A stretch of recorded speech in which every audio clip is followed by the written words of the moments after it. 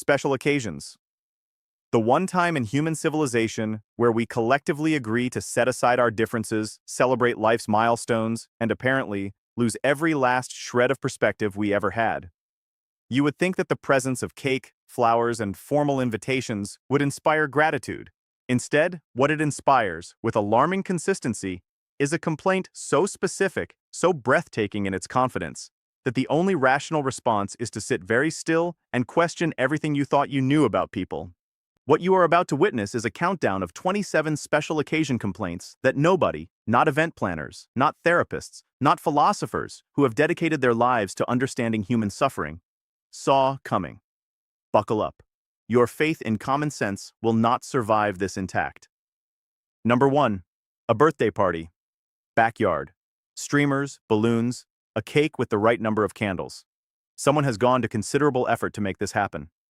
The guest of honor arrives, surveys the scene, and within 4 minutes, Ford Eye lodges the following complaint. The balloons are the wrong shade of blue, not the wrong color, the wrong shade. Navy versus cobalt. They know the difference. They have feelings about the difference. The host, who also works a full-time job and has 2 children, is now being educated on the Pantone color spectrum at their own expense. The truth, of course, is that balloons cost $3 and exist to float. They are doing their job magnificently, but sure, let the shade of blue be the legacy of this birthday. Number 2. A wedding reception. The couple has spent 11 months planning this day down to the seating arrangement. A guest, invited, fed, and serenaded, approaches the newlyweds during cocktail hour to inform them that the chicken was a little dry. Not inedible, not food safety concerning, a little dry. The couple, who are legally married as of 45 minutes ago, must now process culinary feedback while still wearing their wedding attire. The chef prepared food for 200 people simultaneously in a venue kitchen. Dry chicken at scale is basically a miracle of logistics. But yes, the one day of their lives. Dry chicken. Number 3. A graduation party. Someone's child has completed 4 years of higher education. The family has gathered. There is a banner. A guest pulls the graduate's parent aside to mention that the party started 15 minutes late and they have dinner plans. They were not told about the dinner plans in advance. The party invitation said 2 to 5. It is currently 2:17. The audacity required to treat someone else's graduation as an inconvenient layover in your own schedule is genuinely a form of athleticism. Number 4. A baby shower. Pastel everything. Little sandwiches. A game involving safety pins in a jar. A guest complains that there is no vegan option, despite the host sending a dietary preference form 3 weeks prior that this guest did not fill out. The form that was sent, that had a vegan option box, left unchecked. By this guest, who is now standing at the sandwich table betrayed. The system failed no one here except the person who chose not to use it. And somehow, that is the host's fault. Number 5. A retirement party for someone who has worked at the same company for 31 years. Colleagues gather. There is a slideshow. A card signed by 60 people. The retiree's adult child attends, and midway through the speeches, checks their phone loudly enough to be noticed, then whispers to their partner that this is taking forever. 31 years of someone's professional life is being honored in a 45-minute ceremony. The math alone should inspire some patience. Apparently not. Number 6. A wedding. Again, because weddings are a particularly rich environment for this kind of behavior. A guest is upset that their +1 was not also given a +1. Meaning, the person they brought as their guest feels entitled to bring their own guest to a wedding that they were not originally invited to. The Russian nesting doll of entitlement. Where does it end? Does that second guest also get a +1? Do we just invite the entire hemisphere? Is there a seating chart for the infinite? Number 7. A Thanksgiving dinner. Hosted, cooked, and paid for by one household for the benefit of many. A relative arrives and announces, not asks, announces, that they are now doing intermittent fasting and will not be eating until 6 p.m. Dinner is at 4. Rather than quietly waiting or simply eating later, they spend the meal audibly describing their fasting schedule to people who are actively trying to enjoy stuffing. Nobody asked. The turkey did not ask. The stuffing especially did not ask. Number 8. A child's birthday party. Age 7. There is a bounce house, there is a piñata, there is sheet cake from a grocery store that the child specifically requested. An adult guest, another parent, complains that the cake is not homemade and that children deserve better than store-bought. This person brought nothing, contributed nothing, and has now positioned themselves as a guardian of childhood culinary standards at someone else's party. The child, for the record, is inside the bounce house, completely joyful, and has no notes. Number 9. An anniversary dinner. A couple celebrating 25 years of marriage. Their friends have organized a surprise dinner at a restaurant. It is lovely. It goes well. One attendee, however, is bothered that the restaurant does not have a parking lot and street parking required walking 2 blocks. 2 blocks. In reasonable weather. To celebrate a quarter-century of human partnership. The 2 blocks were apparently the hill this person was prepared to die on. Number 10. And I want you to really prepare yourself here because we are about to enter a different tier of complaint. A funeral reception, a family is grieving. They have organized food and a gathering for people who loved the person who passed. A distant relative complains about the Wi-Fi password being hard to remember. At the funeral reception. The Wi-Fi. Let that settle for a moment.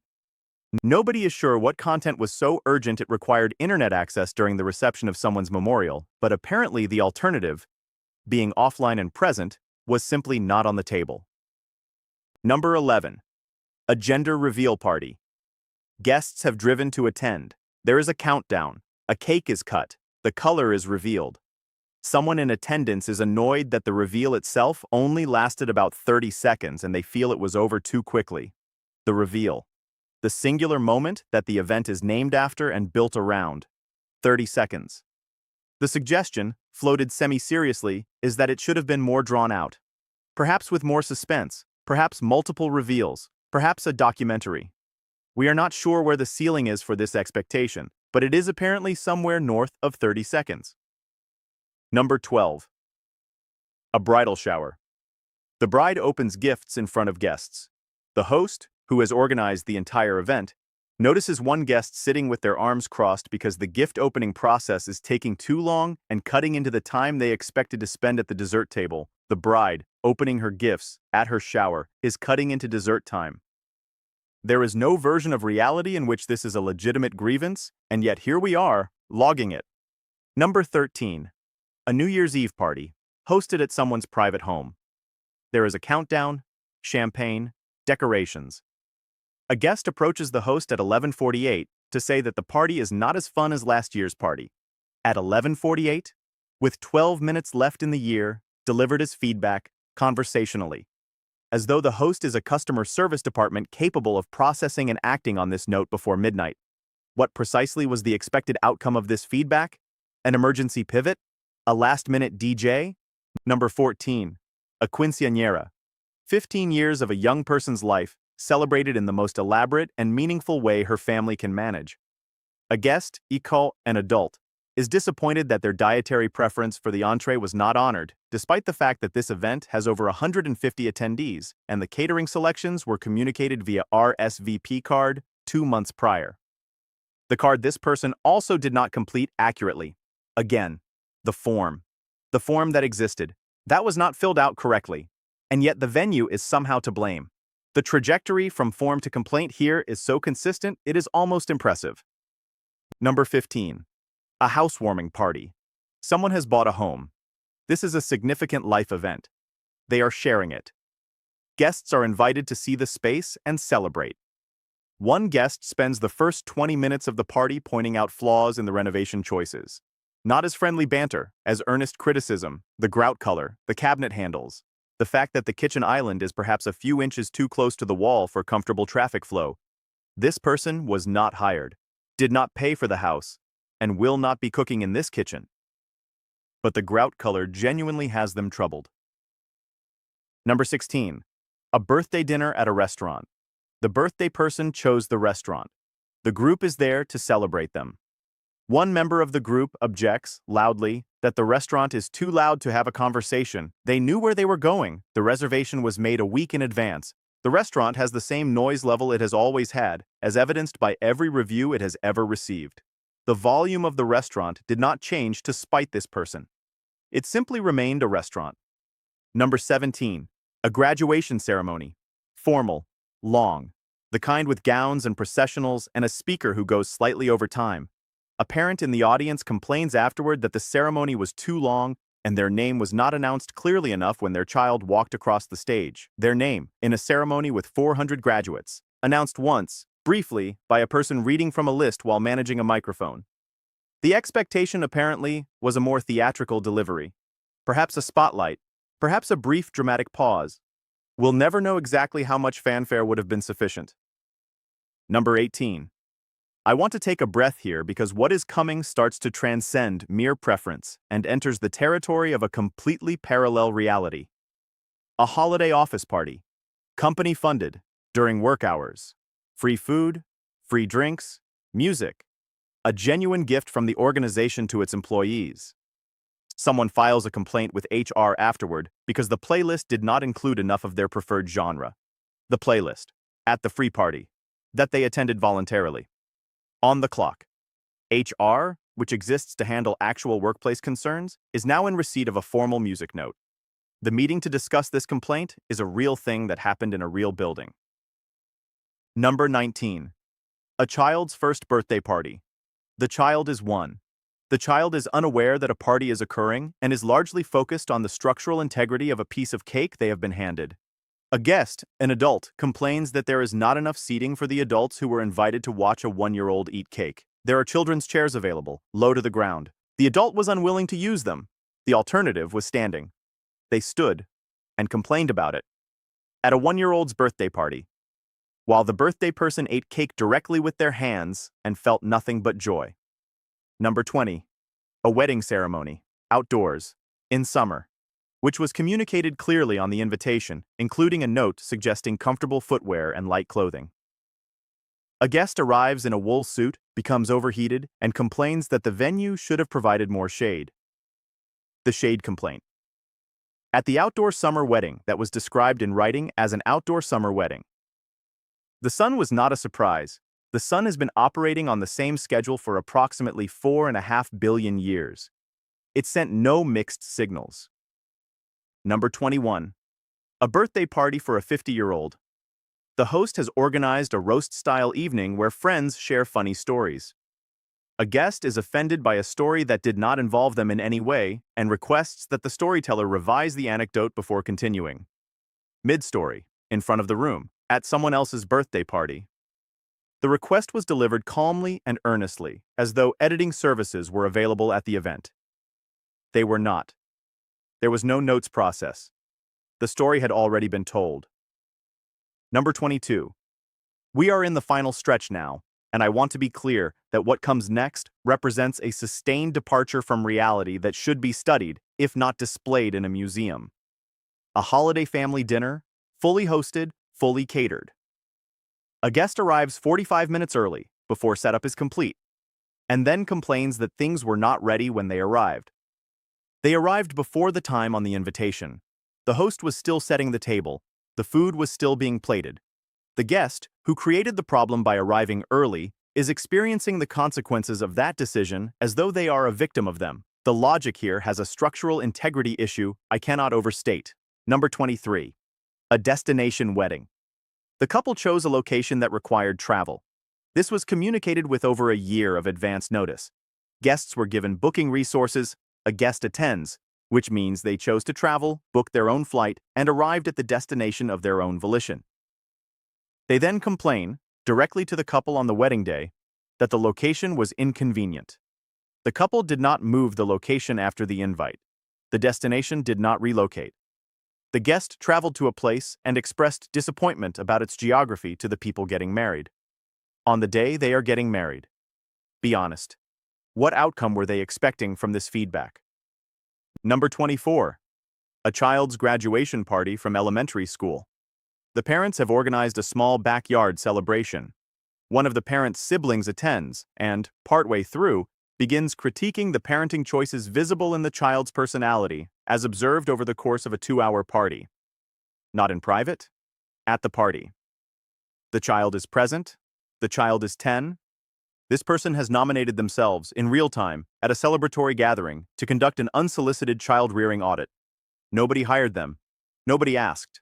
The child is 10 and just graduated and was doing fine until approximately an hour into their own party.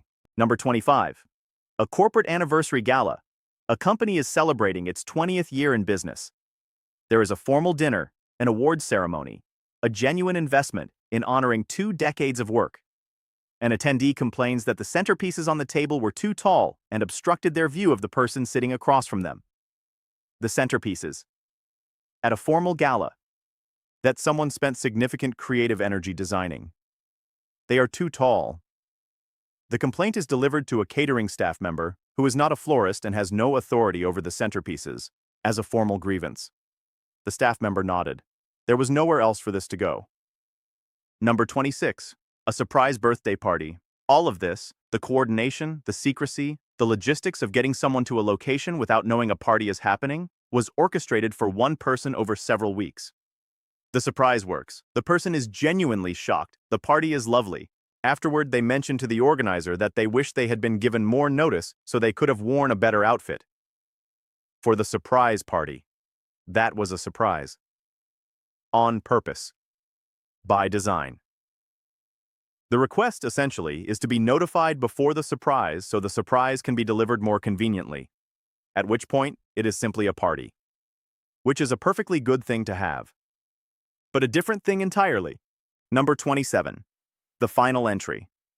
The one that sits at the top of this list, not because it is the loudest complaint, but because of its sheer philosophical audacity. A funeral.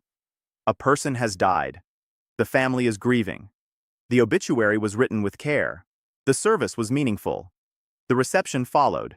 And a guest, a person who chose to attend, complained to a family member at the reception that the seating arrangement at the service did not account for how well they knew the deceased compared to others who were seated closer to the front. At a funeral, a seating hierarchy complaint. At a funeral, this person felt that their emotional proximity to the deceased was not properly reflected in their physical proximity to the casket, and they brought this up to a grieving family member. On that day, that is where we end. That is the peak. We cannot go higher. The mountain has a summit, and we are standing on it. And there it is. 27 complaints that nobody saw coming, and everyone who has ever planned an event has somehow, in some form, seen coming. What they reveal, taken together, is something both funny and quietly unsettling, that for some people, every celebration is primarily a service they are consuming rather than a moment they are sharing. That gratitude apparently has terms and conditions. That no amount of effort, expense, love, or grief is sufficient insulation against someone's disappointment about the shade of a balloon. The rest of us, the people who can sit through a long ceremony, eat slightly dry chicken, and park 2 blocks away without it becoming a defining grievance, we are doing fine. We are apparently the minority. But we are doing fine. If you've made it to number 27, you have survived something. Tell me in the comments which one broke you, which one you've personally witnessed, or whether you believe the funeral seating complaint is actually the worst thing on this list. I'm genuinely curious where the consensus lands. If this video restored your faith in your own sanity, consider liking it. It's free and costs exactly less than planning someone else's party. And if you want more evidence that common sense is not evenly distributed, subscribe because there is no shortage of material.